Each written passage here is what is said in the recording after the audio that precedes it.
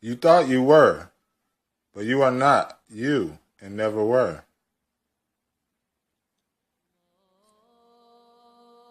And that is true. See, we think we're a human, but we are not and never were a human being. Only appearing to be. For if you were, you would be a Lord and the second of two. I mean, if you were a being and God was a being, there would be multiple beings, but there is only one being. Stop what you were thinking. Between his being and your being, there is no difference. He is no different from you, nor you from him.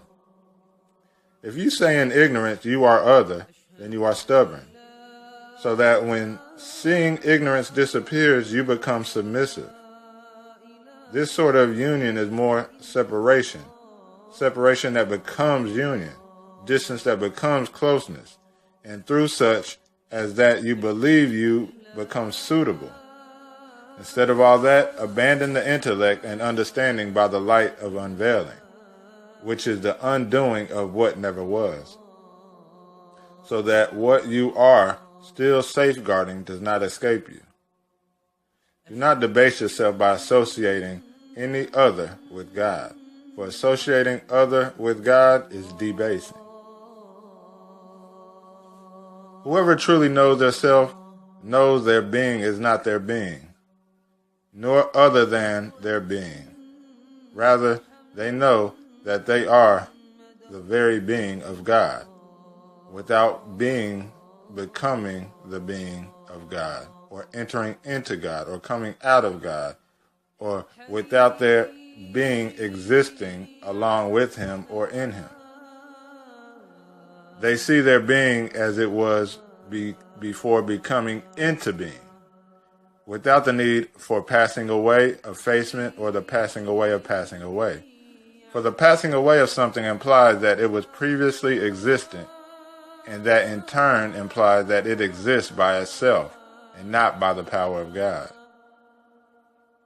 which is clearly impossible.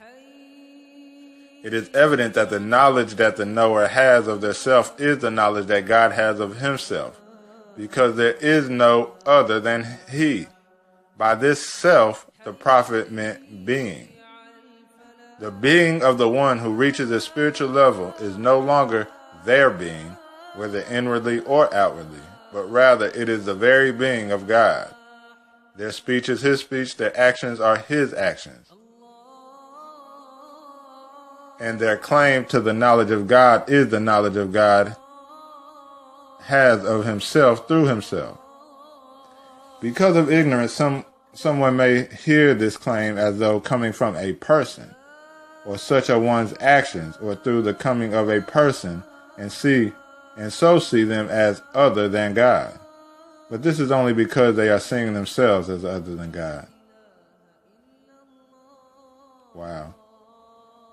And that's totally true.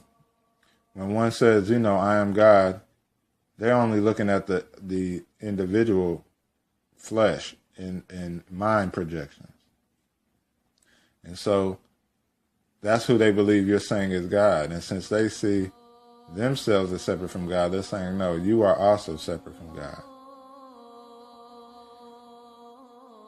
The faithful ones are the mirror of the faithful one. He is he in his eye, for his sight is God's sight without any conditions, though he may not be he through your eye or your knowledge, understanding, imagination, thought, or vision. Yet he is he in his eye, his knowledge and his vision. If it is this way, then if he says, I am God, listen to him, because it is God who is saying, I am God, not him.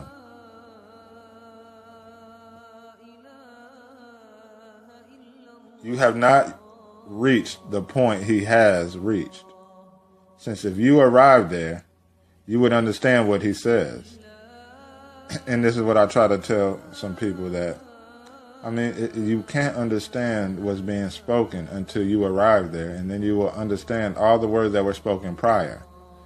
When I was a seeker, I used to, it would be hard to grasp. Although I understood it was the truth, it was hard to grasp what they were pointing to. And then when you finally see, when God reveals himself to himself as you, and you as him, you see that all the words the sages spoke, the prophets spoke, are true.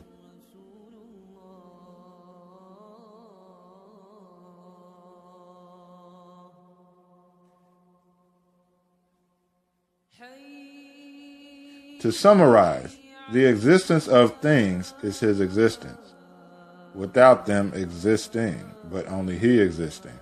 Or I just added that in, only he existing. But do not fall into confusion, and do not let these illusions lead you to imagine that God is created. One of those who knows has said, the Sufi is uncreated. It is like that after the completed unveiling and dissipation of doubts and conjecturing.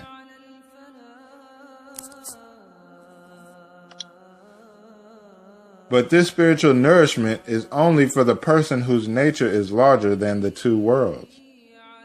As for the person whose nature is only as large as the two worlds, it is not suitable for them, for this nourishment is greater than the two worlds. First, you must know that the seer and seen, the one who finds and what is found, the knower and the known, the creator and created, the perceiver and the perceived are one. He sees, he knows, he perceives his being by means of his being, beyond any manner of sight, knowledge, or perception, and without the existence of any forms of sight, knowledge, or perception. Just as his being is beyond all condition, so the vision, knowledge, and perception which he has of himself are without condition. Meaning, you see yourself outside any condition. All conditions are yourself. So it doesn't matter the condition. You see that you are all conditions. If someone asks, how do you view all the repulsive and desirable things? For example, when we see dung or carrion, do we say it is God? The reply is, our conversation is with those who do not see dung as dung, carrion as carrion, or desirable things as desirable things. We are only speaking with those who are endowed with inner vision, and do not with those who are inwardly blind. Anyone who does not know their self is blind and does not see. Until their blindness and lack of vision disappears, they will not grasp these meanings. Our conversation is with God, not with other than God, and not with the inwardly blind. And so he's saying all this speech right here that is being spoken in this book is with those who see, because only those who see can comprehend. So his speech right here is not with the blind, but with those who see.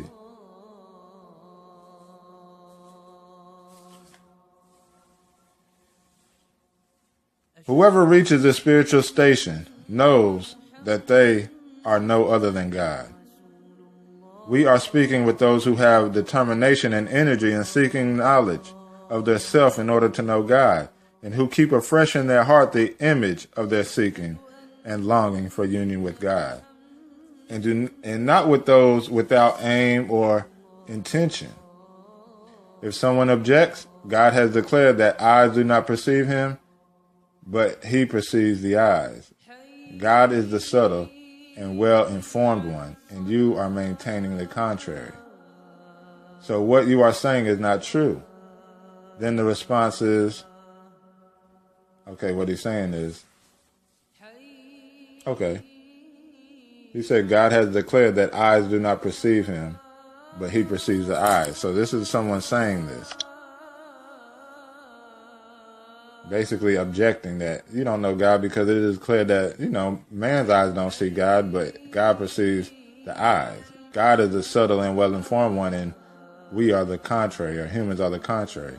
So you saying your God is not true. This is basically what he's saying here. And then he's saying the response is, everything that we are saying is the very meaning of God's words. Eyes do not perceive him, but he perceives the eyes. That is, there is no one else in existence. So there is no other that has sight which can perceive him. That is exactly true. Only he perceives himself.